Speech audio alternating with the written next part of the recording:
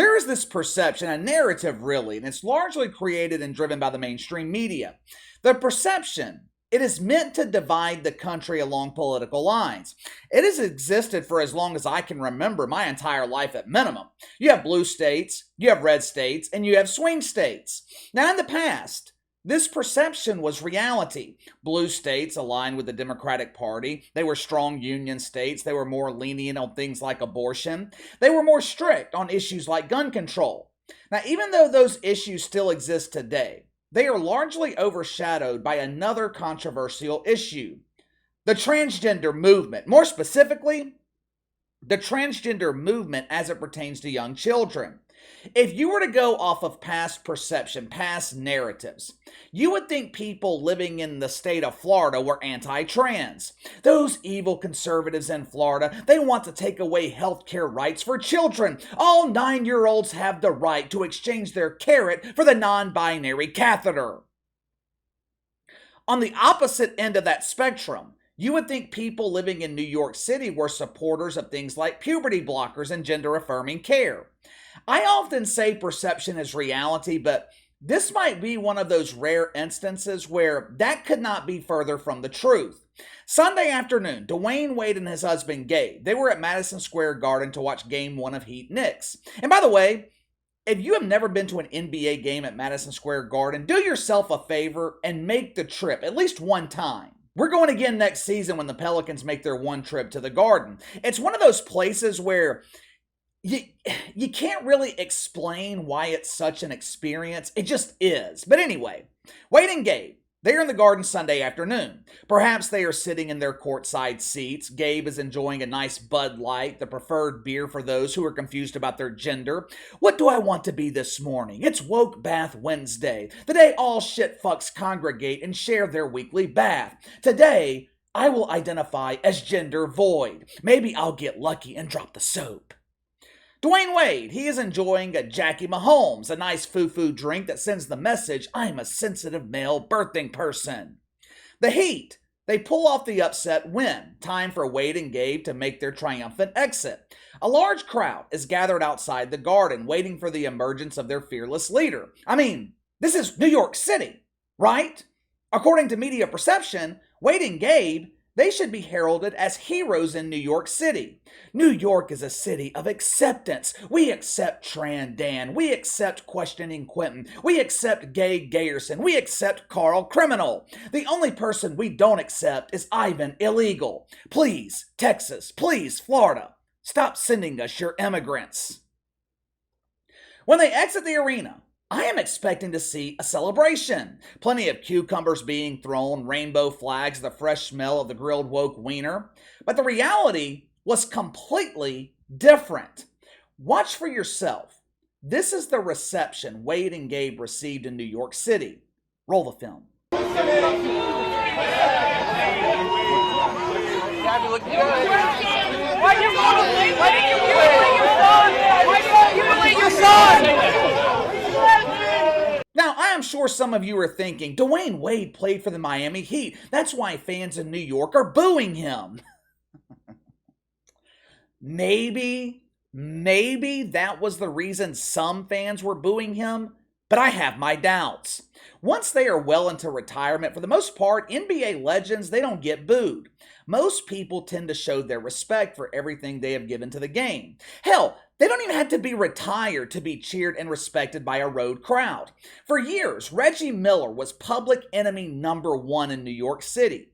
ESPN made a documentary talking about the rivalry between Reggie Miller and the New York Knicks. Every time this dude touched the ball in Madison Square Garden, he was booed out of the building. April 6th, 2005. Reggie Miller's final game in the Garden. Everyone knew he was retiring at the end of the season. Pre-game introductions. They announced Reggie Miller to the crowd in New York City. They showed him the respect he deserved. Dwyane Wade was not being booed because he spent most of his career playing for the Miami Heat. Wade and Gabe were booed because they have made their child the face of the transgender youth movement. And this crowd in New York City, they don't agree with it. Maybe this is wishful thinking on my part, but I think the transgender movement, at least when it concerns children, I think it's uniting normal people on both sides of the political spectrum. We used to rely on sports to unify us. The shit fucks. They have taken that away from us. Most sports leagues, they have become so politicized. If you say you're a fan of the NBA, you get accused of being a member of Woke United Methodist. But look at what happened during the first round of the NBA playoffs. Coaches and players, they haven't said anything political. The league has been all about basketball. As a result, the NBA is seeing television ratings they haven't seen in over 20 years. Same thing happening in the NHL. When the NHL stops worrying about the gay Pride Night celebrations and focuses on professional hockey, people start watching. I feel like this blatant transgender push is blowing up in the face of deacons at Woke United Methodist. Most of us normal people, we are not radical. Most of us aren't Republican, we're not Democrat, we're moderate. We might disagree on abortion, we might disagree on socialized health care, we might not agree on immigration or gun control, but there's one thing the vast majority of normal people can agree on. Doctors should not be allowed to give gender-affirming care to minors without the consent of their parents. Young children should not be allowed to decide which gender they choose to identify with. They shouldn't be thinking about their gender, period. With all the tough decisions we have to make, God actually gave us a break when it comes to gender. It's a damn simple concept. I know gender is difficult for someone like Chuck Todd at NBC. I guess it kind of makes sense why he would struggle with gender. His parents, they couldn't figure out the concept of a first and last name, so they gave him 2 first names instead. According to Chuck Todd, gender is a spectrum. I consulted with scientists and they told me gender is a complex spectrum. There ain't nothing complex about it, Chucky. You're either a dude or you're a woman. After he was relentlessly booed leaving Madison Square Garden, Wade and Gabe, they decided to surround themselves with like-minded people. Gabby Union, she was traumatized leaving the game on Sunday. I feel so filthy. I feel so unpure after being surrounded by normal people at the NBA playoffs. Wade, honey, let's hang out with some of my people. Let's go to the Met Gala, where we will be accepted for our status as grade A shit fucks. Wade and Gabe, they pranced around the red carpet showing off their unique fashion. It was the perfect example of 2 birthing persons completely confused by their gender roles. Gabe was looking handsome in the tuxedo. Wade, he was sporting a leather tank top that looked like it was borrowed directly from the set of an adult film from the 1970s. During their busy night of dancing and prancing, Dwyane Wade was stopped by someone from Variety to speak about the issue that weighs heavily on his heart. He wanted to let his feelings be known again, because we haven't heard Dwyane Wade preach enough about the important process of removing the carrot. Watch for yourself. When our children feel accepted, that 43% of our children that feels accepted from their parents, from the world, it lowers the death rate. Suicide is high in the trans community. It's high in youth. And so I'm going to step on the side of acceptance, and I'm not going to even go on the other side. I'm just focused on acceptance. And so let's make sure our kids have an opportunity to live this life that we all get to live. And it starts with our gun safety laws, obviously. We have a lot of work to do there in our schools, but also, too, in our community, which is the trans community. First of all, I don't know what gun control or how gun control has anything to do with transgender youth. It's like Dwyane Wade has this list of talking points that he relies on when he runs out of things to say. I rely on acceptance. I want to accept my kids. Gun control. We need stricter gun laws.